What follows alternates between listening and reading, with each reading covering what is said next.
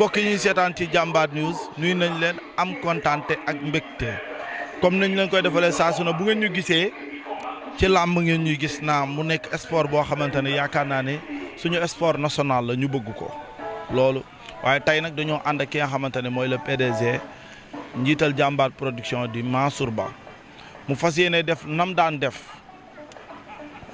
dugg ci école yi yónnee li nga xamante ne mooy fourniture ñu jox ko xale yi nga xamante ne ñooy ëllëgu réew mi yàgg na koo def waaye defati na ko tey ànd ceeg ki nga xamante ne mooy distingo mbir nag boo ci nekkee di ko def ba ànd ceeg ay nit ñu ñëw di la jàppale ñu ngi ñaan ñeneen ak ñeneen ñëw di ko jàppale le PDG Mansour Ba li nga xamante ne bëgg na ko def ci école yi yàlla kàttanal ko dooleel ko waaye tey ñu ngi unité 10 dañoo fas yéene ñëw ànd ak ki nga xamante ne mooy le roi des arènes mbokk yi ku ne xam na ne le roi des arènes modèle la référence la ci làmb yaakaar naa ni mbër bu ñu koy wax jàpp nañ ci Modou Lo waaye élève bu ñu koy wax wala ki nga xamante ne mooy yor ëllëgu réew mi baax na muy gis image yu rafet yi nga xamante ni mbëru làmb moo ko jox ne la kaay nga ñëw le roi des arènes Modou Lo yëkkati li nga xamante ni mooy fourniture jox la ko sensibiliser la ci li nga nekk mooy jàngal ndax jàng dafa am solo. boo bëggee bokk ci ëllëgu réew mi boo bëggee bokk ci ndaw ñuy téye réew mi soo bëggee bokk ci réew mi ñi nga xamante ni ëllëg réew mi dañu lay ndamoo jàng rek moo la ko mën a may looloo waral tey ñu ànd ceeg le PDG Mansour Ba waaye njiital Jambar production waa Jambar production yi ñëpp ñu ngi fi mbokk yi noonu la ñuy def xaar le roi des arènes mu ñëw ñu ànd xalil wane ni mu koy joxe waaye jaajëfal bu baax a baax distingo tey nag Yuga Fall moo ma indi safaru distingo bi macha allah gaa yaa ngi noonu.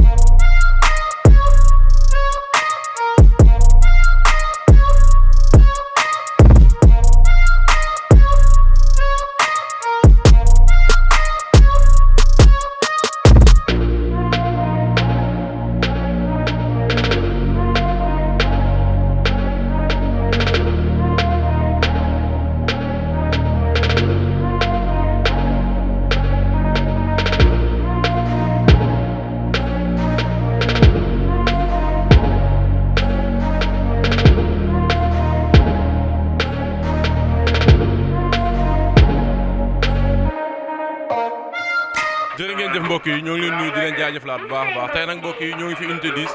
ànd ak waa ñi nga xam te ne mooy jàmbaar ñu ànd ak Distingo tey na war a def livrer ay cahier séddale boo xamante ni defe naa ni dinañ ci ànd ak ki nga xam te ne mooy Modou Lo tey ñu gis fii Batika du ma ko laaj sax la ma wóoloon sa teewaay mais tey li waa Distingo di def ak waa jàmbaar naka nga ko gis. waaw li rafet la tey boo dee xool bii du benn yoon du ñaari yoon président yàgg na koo def tey di président boo xamante ni ku am comportement am diine am de boo ko xoolee tey lii yàgg ji ay fermeture lépp ànd ak Distingo tey di distribuer di joxe kay ci école yi xam nga loolu dafa rafet barke Rasulaay di ci ànd ak tey di mbër di ci ànd di ci pare di ci ànd ak Modou Xarañ Lo ànd ak Papa Sow ñoom ñëpp waa staffu jàmbaar yëpp a ngi fi xam nga loolu dafa rafet am de tey Modou ngi noonu di waaj a ñëw tey xam nga loolu dafa rafet yàgg na ko di jox école yi lépp di ko ñaan yàlla na ko yàlla may wér ndax lii dafa rafet mais moom boolewul ak dara wax mais am ñoo xam wax rek mooy seen métier moom doo ko dégg ci dara barke alxuraanu ko ñu mel nii ñoo war a liggéey réew mi ñoo war a yor réew mi barke alxuraanu karim yàlla na ko yàlla defal jàmm tey boo dee xool tey Distingo yi mu ñëw kay école yëpp tey mu ñëw di leen jox kay am de bu ginnaaw suba mu dem tey jàmm gën xam nga li rafet la xam nga àddina bu ñu ci nekkee nañu xool ñi nga xam ne ñooy liggéey ñu jàppale loolu la yàlla wax loolu la yonent bi wax barke alxuraan ko di rafetlu tey parcelle ñëpp a màbb 1 ba 26 am barke alxuraan ko ñëw tey école yëpp ñu leen jàppale di leen jox ay don kay fourniture manqué wul dara lii yàgg na koo def lii moo gën a tuuti ci lu muy def barke lii ya gën a tuuti ci lu muy def di ko ñaanal yàlla na ko borom defal wér def ko tawfeex ndax li dafa rafet tey bu ñëwee tey lëkkaloog Distingo ci boppam am sponsor bi ñu dugg ci ñoom ñëpp tey di wër di jàppale tey am de tey xariñ génn ñëpp tey xam ne li dafa rafet lii buñ ko doon mobiliser parcelle day gën a yokkaat ay tànk ci kanam ndax lii la ñëpp bëgg di ko ñaanal nag yàlla na ko yàlla defal jàmm defal ko wér defal ko tawfeex combat bii mu jublu muy Modou Lo Siteu am de yàlla lu mu ci bëgg moo xam yàlla na ko yàlla defal ci daraja Cheikhu Khadim am di bu ma ñëwaat sama xel day dem ci terrain bi ndax terrain bii tey barke sëñ bi moo ko xalaatee sama xel day bëgg a nekkaat âge ba ma yoroon barke alxuraan karim di terrain boo xamante ne champion yu bëri tey ñëwoon nañ ci champion yu bëri ñëw na fi Modou Lo façon drapeau bu ne jël na ko fi barke alxuraan karim terrain bi lan la lay fàttali boo ñëwee toog jàkkaarloog moom lan la sa xel di def waaw terrain bi lu may fàttaliku ba suñu ay fàttaliku na ma lu bëree bëri fii bi ndeysaan terrain bi tey lu bëri fàttali ma góore bëri naa ko fii terrain barke Rasulaay xam nga bu góor di wax lu bëri mais terrain bi barke Rasulaay ñaata combat nga fi bëri non terrain bi bu ma ko doon lim du jeex mën naa fee fanaan barke sëñ Tuubaa Mbàkke kan ak kan nga fi bëreel ci mbër moo xamante ni mbër mu mag la wala boog bëree fi combat boo xamante ni doo ko gaaw a fàtte non ñi ma fi bëree ci ay mbër terrain bi moo koy damay fàtte fii amul mbër muy takki ngeen ne bëri naa feeg yow terrain bi defe naa terrain bi bëri naa feeg tey dolfu bëri naa feeg tey ay ñu dafa bëri quoi ñu bëri barke Rasulaay billaay wala taala ay mbër yëpp a ngi ci ànd bëri nañu fii ndax fii moo nekkoon terrain central bi li ko ëpp mbapat terrain bi bëri gisuma ko ci parcelle mës nga fee daan jël bu rëy bu ñëpp du coow wala ñu daal la fi jël bu rëy boo xamante ni doo ko fàtte waaw terrain bi nag ndeysaan waaw mës naa fee daanu mais nag boo dee xool bëriwul waaw bu dee benn mënoo too wax ñaar barke Rasulaay bu dee benn koo xam bëri nga dafa mel ni yow ak waa Parcelles dafa mel ni dër bi la woon waaw dëgg la mais boo dee xool terrain bi bëri naa fi mais bu ma fi daanoo mën naa xalaat ni benn la mais bu ñaaree man dina ma jaaxal barke Sëñ Tuubaa Mbay bu ñaaree dina ma jaaxal barke alxuraan kër tey terrain bi di xool tey champion Papa Sow def na fi lu ne Modou Lo moom it def na fi lu ne am de Dolf def na fi lu ne Matraay def na fi lu ne am de Moussa Dioum yàlla na ko yàlla yërëm moom it def na fi lu ne terrain bi terrain cosaan la barke bu ma si duggee mooy terrain bu ëpp mbappat ci parcelle boo ko dee xool muy terrain 10 bi barke ponkal yu bëri nañ fi ay Baboy ay Ousa Sow ay Tyson 2 ay boom mënoo koo lim bëri parcelle mënoo koo lim billaay wala te xam ne toon lii lu rafet la di ñaan askan bi parcelle ñu mobilisé wu génn xam ne combat bi tey ñu tëgg tey moo dul bëri ñëpp nañu génn balaa 10 heures ñëpp fees dell stade amitié stade kii waay arène nationale bu ko defee ñëpp am taw feexu Cheikhul Khadim yow ñu ngi lay fay ñu ngi lay gërëm daal ouverture école ku ne xam ne ne parents yi dañuy sonn ndax li ñuy war a jënd dafa bëri moo di suñu initiative ñoo bii di su mu dëkk dafa séddale ay fourniture pour wàññil parents d'élèves yi li nga xamante ne moom la ñu waroon fere boo ko gisee mu ànd ci jàmbaar ànd ci Distingo naka nga koy saluer ak yeneen mbër yi ñu koy def seen gox yi parce que ouverture école dafa métti ndax bu làmb jotee waa gox bi yëpp dañuy sonn ci mbër yi waaw dëgg la xam nga tey bu ñu defee lii lu rafet la tey am ñoo xamante ni dañuy ñëw tey ñu ñët bu ñëwee tey mobilisé wu jël waa Distingo tey mu nekk sponsor bokk ci woon ànd ak président ànd ak tey Modou tey ñoom paas ñëw di jël di jàppale dimbali askan xam nga loolu Sénégal ñoo war a xool ñuy jàppale ni ñu jàppale leen loolu mooy yoon tey évêti da ngay gis dëkk bi dafa metti tey bu ñuy jàppal nit ñi tey di leen dimbali élèves yi di jox loolu dafa baax élève bu ne tey ñu jox la fenit jox la kay jox la bic jox la livre jox la loolu rafet la tey bu ñu ko def parents yi nañu war a gën a xam ne tey am de nañu war a jàppale tey ñaanal tey président xam ne nit ku baax rek mooy def lii tey kay kenn xamuñu tey bu ko jaayoon tey mën na koo jox ñeneen mais lépp pour bëgg a dimbali néew gi doole yi xam ak waa goxam am de ak waa kenn manqué barki yàgg na koo def du tay rek yàgg na koo def barki alxuraan ko kon bu ñu amee ku mel nii nañ ko jàpp ñu téeméeri loxo ak juróom-benn barki alxuraan ko lii dafa rafet am dëkk bi tey boo dee xool élèves yi tey ñu jox leen kay jox leen li loolu rafet la di ko wër école yëpp nag yi nekk unité 26 parcelle xam nga loolu rafet la ànd ceeg tey Modou Lo ànd ceeg Papa Sow Assane Ndiaye kenn deful am de barke Rasulaay gang bi bàyyiwul kenn xoola booy tey boo dee xool ñëpp bàyyi seen métier ay ñoom Aline Gueye ñoom kaw su kana ñëpp tey boo dee xool lii dafa rafet lii ñëpp tey lii tey ñëm koy ñaan yàlla leen yàlla may wér may leen gudd fan président di ko def mention spéciale am de Modou mention spéciale Papa Sow mention spéciale Sita mention spéciale Assane Ndiaye mention spéciale assurance booy lim da ngay juum am de barke alxuraan koy ñoom ñëpp Papa Gueye ñoom ñëpp tey assurance spéciale yàlla leen yàlla may wér lii jàmbaar def dafa rëy de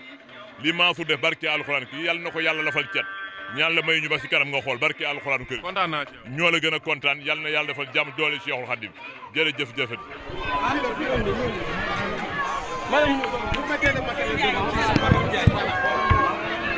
numéro bi Madame Diagne Mansour voilà léegi amenez le matin vous le mettez ici on se met comme ça ma nekk ci kanam ñu nekk ci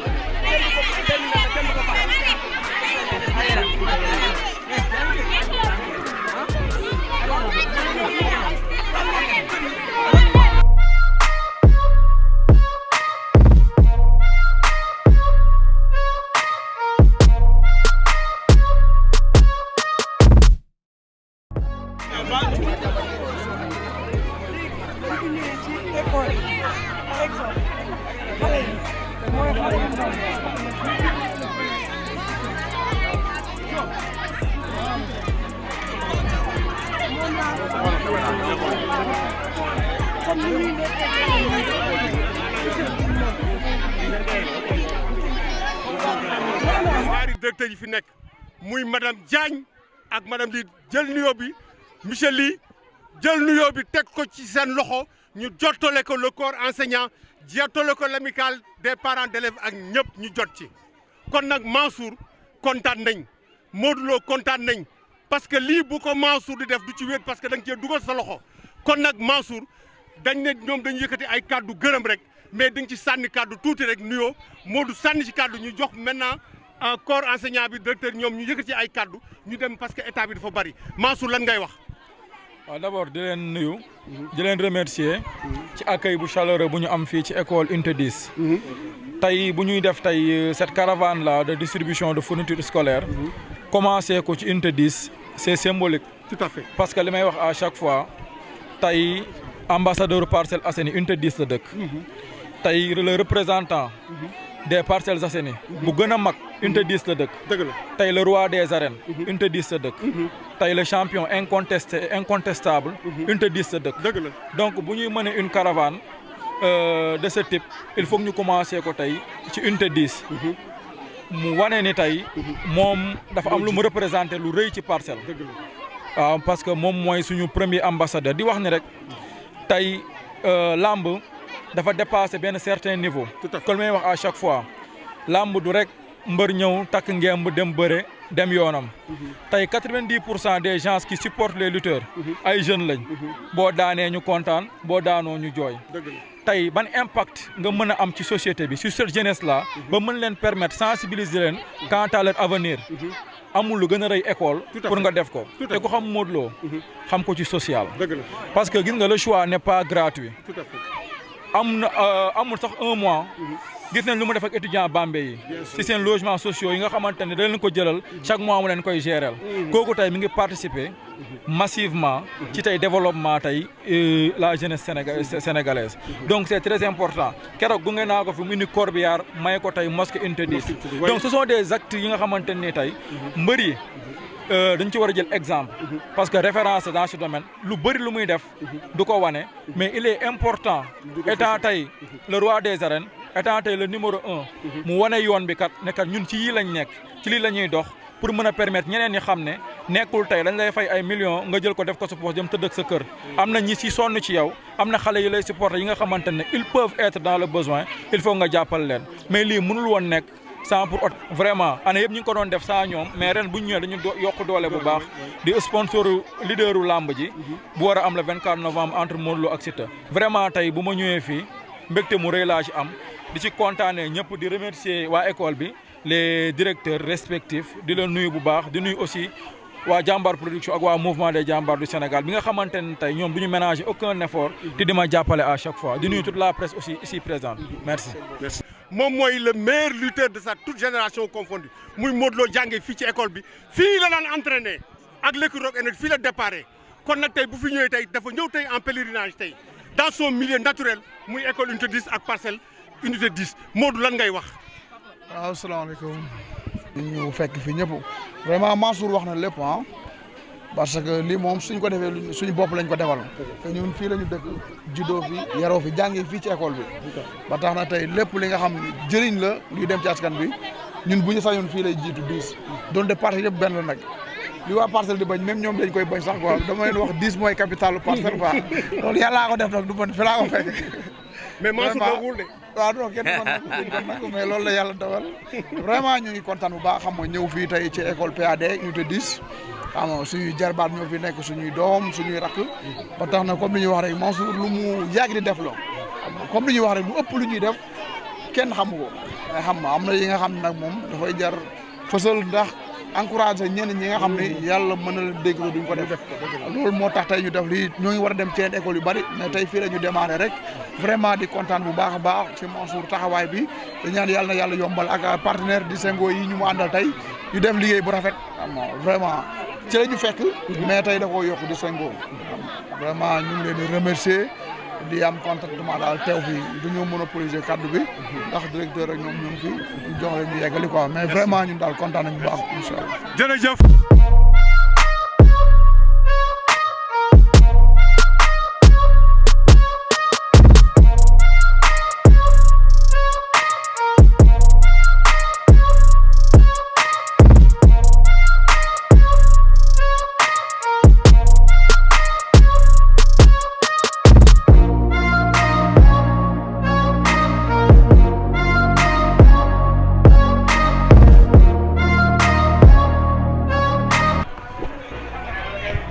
gis nga Khalil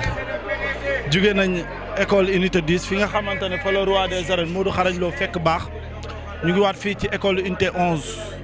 ba tey ñu ànd ak le PDG jàmbaar njiital jàmbaar production di Mansour Ba ak ki nga xamante ne mooy le roi des arènes Modou Xarañ Lo mbokk yi ñu fas yéene joxe li nga xamante ne mooy fourniture école yi yóbbu ko ci école yi nga xamante ne ñoo nekk Parcelles Assainies xam naa ne nag waxtu bi gaw ma ni lépp dina ko mate waaye en tout cas daal jàmbaar production fas yéene ñoo ànd ak Mansour Ba ànd ak ki nga xamante ne mooy le roi des arènes waaye nii nee nañ yamuñu ci ndax nii ñu ko defalee Modou Lo le roi des arènes nii lañ ko fas yéene defal Siteu tarkindaa bi moom it fële ca jàmm gën ñuy félicité waat bu baax a baax a baax Mansour Ba ak liggéey bu rafet bi nga xamante ne jàmbaar production ñu ngi koy def ndax yaakaar naa ni wolof daf ne ku yokkul yaa wàññi te yàgg na ñu nekk ci làmb di dimbalante di taxawante lii nag c'est pas la première fois ñu di ko gis mu di ko def waaye loolu yëpp dinañ ko laaj idée bi fan la commencé. grand waaw loolu yëpp dinañ ko laaj idée bi kañ la tàmbali lan moo ko ci dugal waaye Modou fi mu toll nii ñëw na ci école bi fas yéene ñëw sensibiliser ñi nga xamante ne ñooy xale yi wax naa ko sànq ne leen xale yi ñooy ëllëgu réew mi xale yi ñooy ñi nga xamante ne fi mu toll nii moom la ñëpp di xaar kon noonu lañ leen koy defalaatee fas yéene ànd ak ñoom ndeysaan macha allah ñu ngi noonu le roi des arènes ngi noonu ndeysaan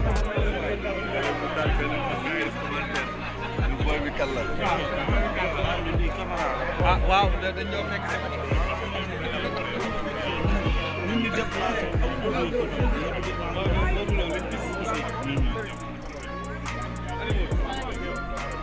macha allah gis nga ñu ngi noonu ndeysaan le roi des arènes ñu ngi noonu gis nga ñi nga xamante ni ñooy directeur yi école bi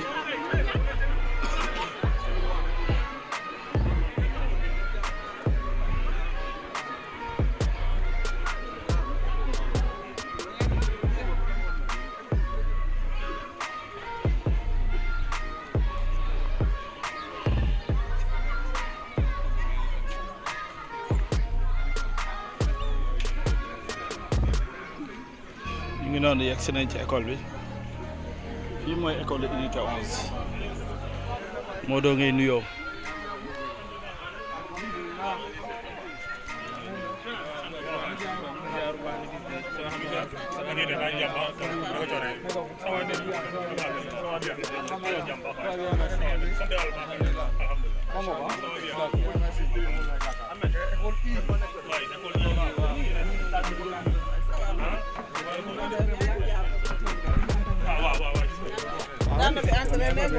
bu yàgg sax ah lu koy fàtte lu bari waaw daanaka fii accès yëpp 8 ans daanaka école parti waaw mooy ça daa mel ni 10 nga gën a ñaay de foofu laa jàngee nag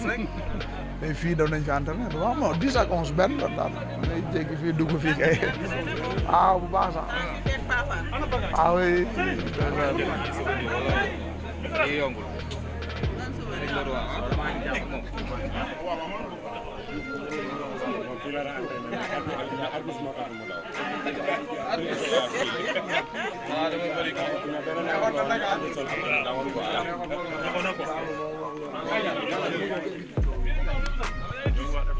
Voilà, merci mbooloo mi ñu ngi fii tey ci école unité 11 nekk la deuxième étape de ce programme de tournée bi nga xam ne nii Mansour ak jàmbaar ñoo ko def war a joxe ay fourniture Mansour nag lii mu def wéetu ci parce que daf ci ànd ak doomu ndeyam xaritam koo xam ne kenn la ci moom muy le lutteur le roi des arènes Modou Lo alors tey ñu jëm ci bés bu mag muy le 24 tey Mansour bu mu nee lii c'est parce que dafa am ñu ànd ak ñoom rawatina nag distingo tey dañuy jox ki nga xam ne moom moo fi représenté distingo muy Khady Niang mu yëkkati ay kaddu rek ci partenariat bi nga xam ne ni am na ci diggante distingo ak jàmbaar production Khady vous avez la parole. salaamaaleykum maa ngi leen nuyu yéen ñëpp seen tur ak seen sant te di remercier jàmbaar parce que sponsor bi ñu ànd ak moom rëccuñu ci dara parce que ñu ngi ciy gis suñu bopp macha allah yal na yàlla def jàmm te itam suñu mbër bi ñu toogal muy Modou Lo ñu ànd ak moom depuis xale ba tey moom tam ñu koy ñaanal li mu jëm yal na ko yàlla jàppale ci barke Seydina Mohamed merci. jërëjëf wax ji gàtt na am na solo il faut mu wax parce que dañ ne ma. école bi avant muy dem di entraîné fii la njëkkee yaa ngi confirmé loolu Modou Lo. waaw fii mooy école C fii moom macha allah. xam nga 10 ak 11 moom benn la. da ngay jéggi tali rek dugg. ndax fii moom am nañ fi tamit ay souvenirs yu rafet vraiment. fii temps ñu nag ay ñoom ba wooyee ba mu jógee fii fii la dafa tombé boobu temps yi fii la ñu doon entraîné quoi mais macha allah daal tey ni ñu fi ñëwee neex nañu trop. ñu bàyyi la rek nga jox. looy wax ci distingo. waaw vraiment di leen remercier bu baax a baax di féliciter tamit Mansour ak mouvement des jàmbaar xam nga bii nekk 5e édition waaw mu yàgg ko def ak ay moyens propres tey ñu ñëw ànd jeg Distingo am na naan ku yokkul da ngaa wàññi Distingo vraiment yokku na bu baax a baax macha allah xam nga vraiment ñuy collaborer tamit muy ci làmb ji ñu ñaan yàlla daal xam nga ku ci nekk gi ci sa bopp affaire bi di continuer chaque année vraiment ñuy kontaan bu baax di remercier directeur yi ñu fi fekk tamit les parents d'élèves ak élèves yi ñëpp ñoo ngi nuyu ñëpp ak les journalistes daal vraiment kontaan nañ ñu bañ a téye kàddu yi. merci voilà jërëjëf Modou Mansour tey bon on m'a demandé nga def benn résumé en français hein, pour les besoins des journaux en français hein. Tey vous êtes ici à l'école de l'unité 11 dans le cadre de cette tournée que vous entreprenez au niveau des Parcelles Assainies pour la remise des fournitures scolaires aux élèves. Alors vos impressions? Bon, d'abord vous remercier et remercier l'école pour cet accueil chaleureux. Vous dire à quel point on est heureux, on est content aujourd'hui d'être ici pour satisfaire vraiment à ces besoins de la rentrée scolaire. Dire qu'on est heureux, satisfait de notre collaboration avec Distingo, vraiment qui nous a accompagnés durant toute cette journée et la journée d'après pour la caravane de remise de fournitures scolaires. Vous dire que l'innovation en matière d'événementiel ne consiste pas seulement en spectacle, en son et lumière. Tout à fait. Il faut que les lutteurs qui sont des porteurs de voix, qui sont très aimés des populations, puissent aller dans les écoles, rencontrer les élèves afin de les accompagner, de les aider en cette période de rentrée scolaire. Je pense que c'est très important dans la mesure où les parents d'élèves sont assez, vraiment, ils sont dans des difficultés. Et si un lutteur capable vraiment d'empocher beaucoup d'argent peut les assister et on ne s'est pas trompé de choix parce qu'un lutteur comme Modou Lo, on le sait dans les activités sociales et citoyennes, même si parfois il ne veut pas qu'on les dévoile. Mais on a vu ce qu'il a fait avec les étudiants de Bambey, on voit ce qu'il a fait avec la mosquée de l'unité 10 et les frais médicaux et autres. Site aussi dans sa commune, il en fait de même. Pour vous dire, il faut que les gens puissent s'impliquer activement dans la citoyenneté. C'est très important. Il faut cette solidarité, il faut cette communion, il faut aussi unir nos forces pour aider nos enfants. Parce qu'aujourd'hui, quand on est ici au niveau des Parcelles Assainies, on voit nos enfants, nos nièces, nos neveux, on ne peut qu'être satisfait vraiment de les voir, regarder vraiment le roi des arènes avec vraiment, ils montrent qu'ils sont très heureux et je pense que dans l'avenir, on aura l'occasion de faire d'autres années de distribution de fournitures scolaires. Aussi remercier l'ensemble de la presse ici présente. Je pense aussi qu'ils abattent un travail remarquable parce que il nous couvre depuis ce matin et depuis des jours, depuis qu'on a commencé à travailler dans le cadre de la promotion de l'affiche royale. Et pour terminer, dire que cette campagne-là entre aussi dans la promotion du combat royal, montrer que la lutte ne s'arrête pas seulement à l'arène nationale, qu'aussi les lutteurs ont le devoir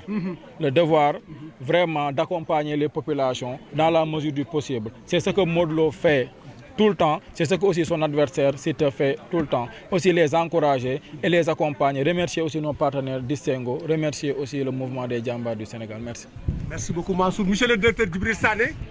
alors vous avez l'insigne honneur de recevoir la délégation de Mansouba pour la remise des fournitures. Un mot s'il vous plaît. Bonjour, salue toute l'assistance pour cet événement. Je remercie Djambar Production, je remercie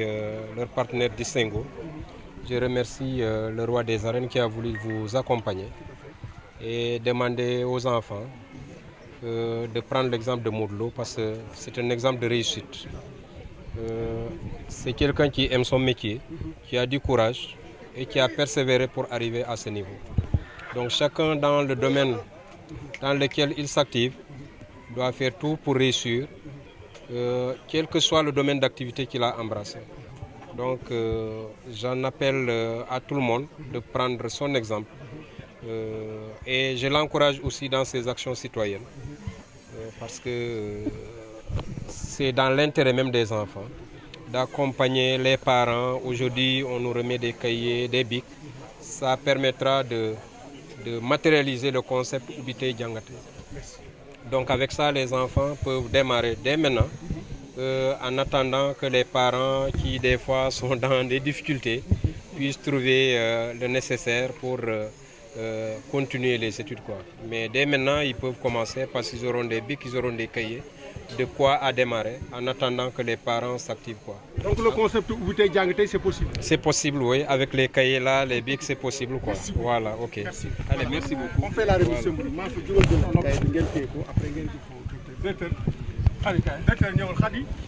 Vous faites la remise symbolique, gars. Merci beaucoup. Abdou Gueye.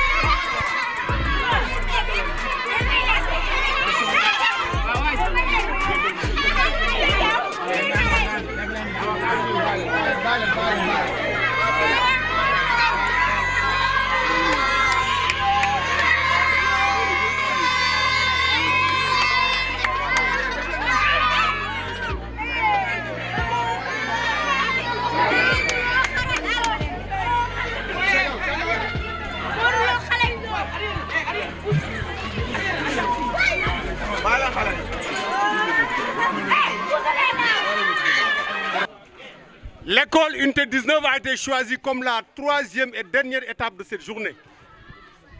Daaw ñu ngi fi woon ànd ak Mansour Ba fii la ñu commencé woon mujjee unité 10 tey mu ne tey damay dem commencé ci unité sama doomu ndey sama xarit sama soppe sama wóolare Modou Lo foofu laay commencé mujjee fii tey unité 19. di nuyu le délégué de quartier monsieur Fall di nuyu bàjjanu gox mu ngi ne la toog madame Fatmata Ba. Mais di nuyu aussi directrice école bi madame Sène mu ngi nii toog moom tamit di nuyu le personnel enseignant bàyyiwuñu parents d'élèves bàyyiwuñu élèves bàyyiwuñu kenn lii nag Mansour dafa sacrifier à la tradition mooy apporter son soutien aux établissements scolaires pour xale yi la ñuy wax concept ubbi tey jàng tey ñu mun a vraiment réaliser loolu parce que bu ñu xoolee démb la école ubbi même pas 24 heures mu ñëw ne fourniture yaa ngi nii loolu nag su ko Mansour mu ne dafa am ñu ci àndal jëlali naa Modou Lo mi nga xam ne nii bu Mansour pikiroo mu naan fay doom distingo ngeen xam ko ràññee ko cahier yu baax yi big yu baax yi matériel scolaire bu baax bi tey ñoom ñoo ñëw tey ne Mansour dañ lay jàppale ci campagne bii ngay def kon nag dañuy daal di jox kàddu gi ki nga xam ne moo fi représenté distingo muy madame Khady Niang mu yëkkati ay kàddu wax ñu partenariat boobu gunge boobu ak àndandoo boobu xam ne ni tey gis nañ ko ci diggante distingo ak jàmbaar production bu Mansour Ba Khady nga yëkkati ay kàddu. salaamaaleykum mbokk yi maa ngi leen nuyu yéen ñëpp seen tur ak seen sant tey rafetlu partenariat bi ñu def entre jàmbaar ak distingo ak lutteurs yi tamit tey rafetlu partenariat bi ñu def entre jàmbaar ak distingo ak lutteurs yi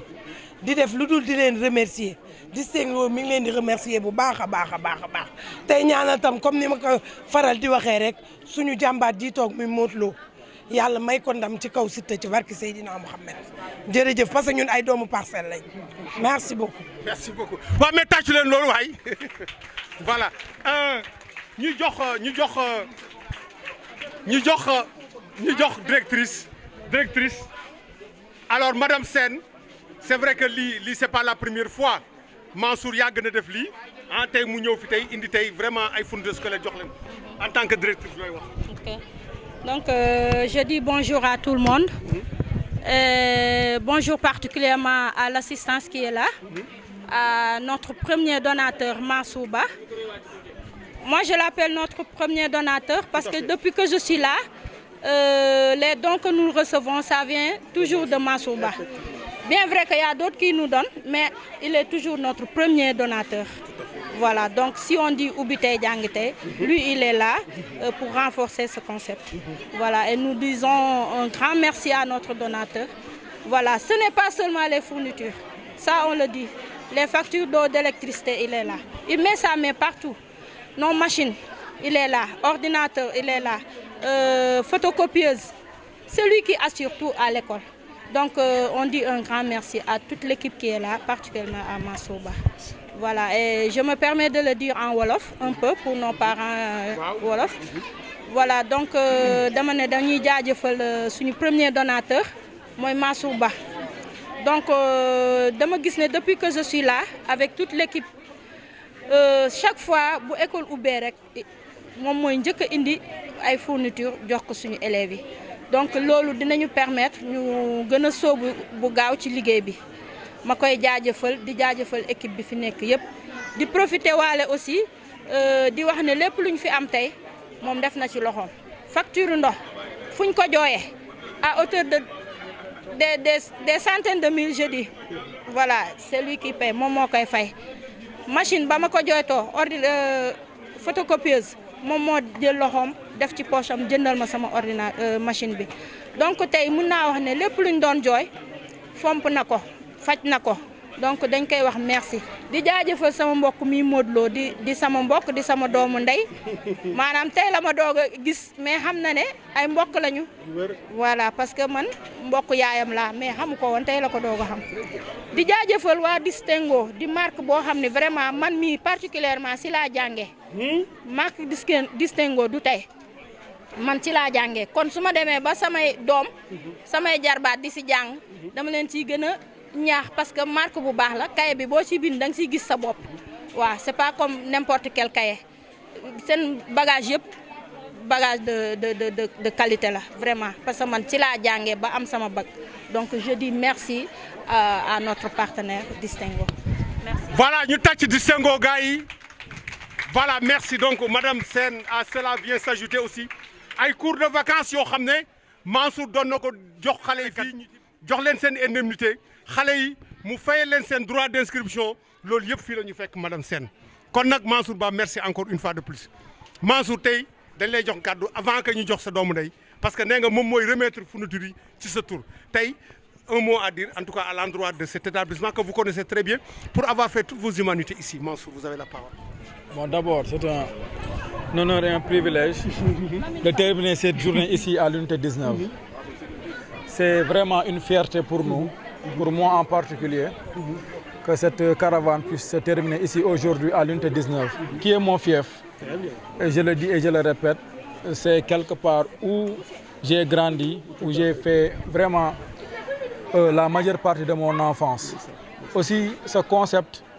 est d'une importance capitale dans la mesure où, que ce soit dans la promotion de combats de lutte, que ce soit dans le milieu sportif en général, il faut que les porteurs de voix, c'est-à-dire les lutteurs, qui sont aimés des populations, puissent sensibiliser les enfants. En quoi faisant? En allant dans les établissements scolaires, en leur incitant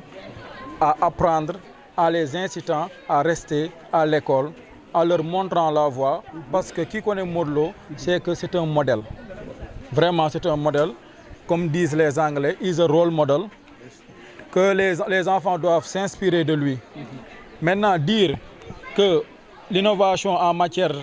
d'événementiel consiste aussi à faire preuve de vraiment de s'investir dans des activités citoyennes, aussi sociales, de contribuer un tant soit peu à l'amélioration des conditions de vie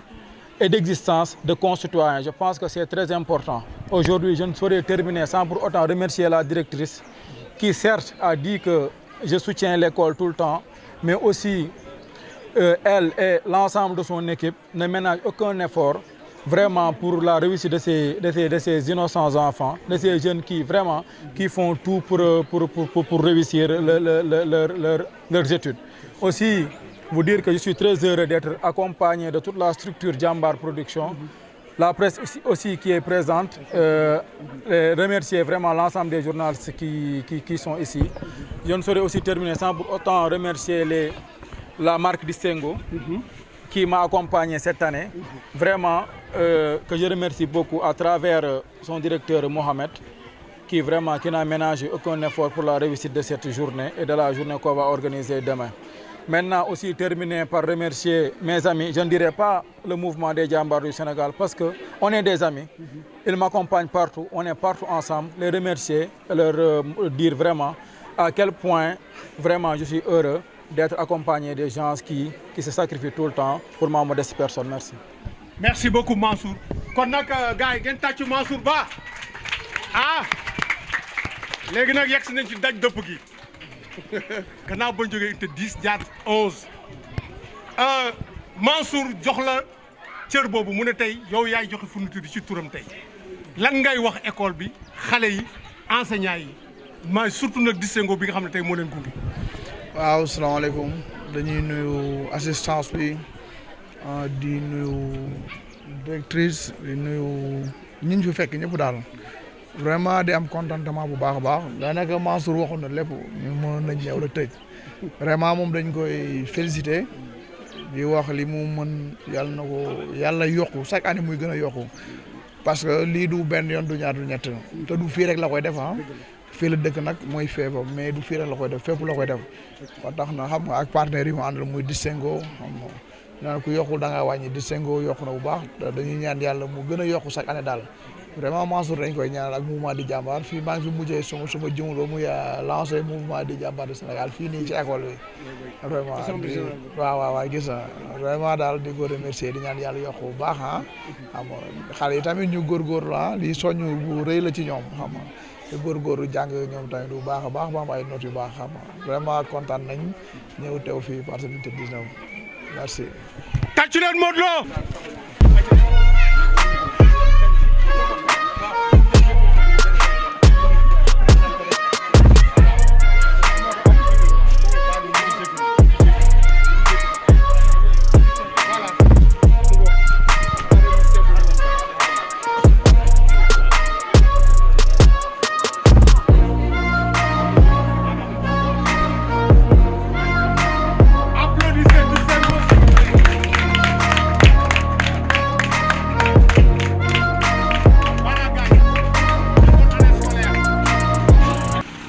Diouf maa ngi lay nuyu. waaw di la sant di la char ji jàmbaar sant gërëm yàlla. unité 10 moom ku fi ñëw gis fi El Hadj Diouf rawatina mu ànd ak le PDG Mansour Ba ànd ak Distingo ñu fas yéene yónnee ay fournitures ñi nga xamante ne ñooy élèves yi ban yëg-yëg nga ci am. waaw yëg-yëg bi ma ci am rek mooy chaque jour li may wax gis nga nit boo nekkee ci gox da nga war a mën a jëriñ gox bi muy social yi Mansour di def parce que sénégalais yi dañoo soxla social. parce que ku mel ni Mansour tey bu amoon ci gox yëpp di def social tey lu bëri jafe-jafe yu bëri dina wàññee ci dëkk bi moo tax ma koy tuddee Mansour Ba l'homme social à tout temps et à tout instant l'homme qui aime la population parcelloise moo taxit ma ne avec Jambar Production se distingue par son efficacité du boulot et son qualité mais Distingo se distingue par sa qualité li ma lay wax rek waaw bientôt le roi se distingue par ses techniques xam nga par son vivacité xam nga par son jàmbaar parce que il est le meilleur lutteur de tous les temps li ma lay wax rek ku xam Distingo ku ne xam nga Distingo mooy kaye bi nga xam ne mooy le roi des cahiers nañ ko waxte dee moo taxit roi bi taamu ko moo taxit jàmbaar taamu ko pour ñu sponsoriser leen Distingo nag nekk ci dëkk bi lañ ko defaree comprendre sunu moomeel la dama ne suñu yaay sunu papa yi da leen jëndal booy créé Distingo. Distingo se distingue par sa qualité. Mouvement des Jambar se distingue par sa qualité. Jambar Production se distingue par son efficacité du boulot. Parce que nag Jambar non neexul ba neexul noo jili yow yaay ji ne micro d'or bi yaa ko yor micro d'or bi yow yaa ko yor li ma naan tey yëpp ay tey lañ mais daamine yu bokkuñu. mais yow yaa yor couronne roi des arènes bi. non couronne bi du dem fii lay des moo war a mën a pimpi am na problème. loolu dañ koy bàyyi ba après loolu dañ koy kët. waaw kon loolu lañ ko kët Distingo seul se distingue par sa qualité.